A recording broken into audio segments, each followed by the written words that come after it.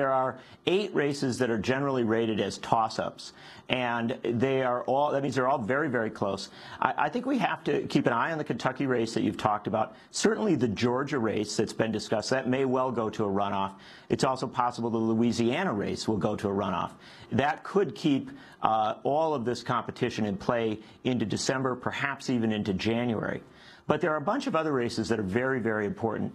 And what is notable is that 2 states I think should be watched especially closely. That's Iowa, where Bruce Braley is running against Joni Ernst. Braley's a Democrat, relatively populist guy. Joni Ernst, very, very right-wing candidate.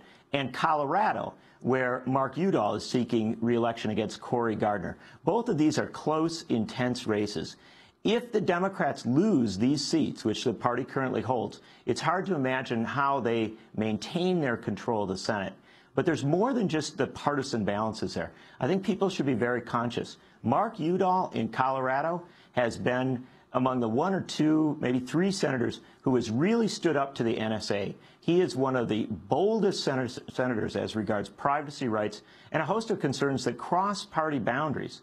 And so in these Senate elections, while we talk a lot about the fight for control of the Senate, we should also be conscious that some of these senators are unique figures. And if Udall gets beat in Colorado, you will lose one of your loudest voices on NSA issues. Colorado, Amy, has been a swing state for many years. In fact, President Obama and National Democrats can trace their current fortunes back to 2006, when, in the wake of the 2004 presidential election, a group of Democratic donors poured resources into Colorado to flip that state to the Democratic column.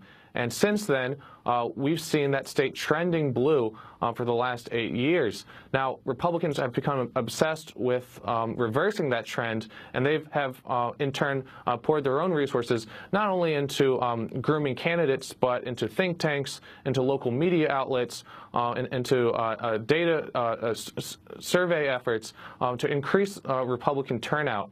And in this political arms race, you see candidates like Cory Gardner, who are very close to the Republican donor network that created this Republican resurgence, where Republicans might not only take the Colorado Senate seat, they could also take the governor's office as well.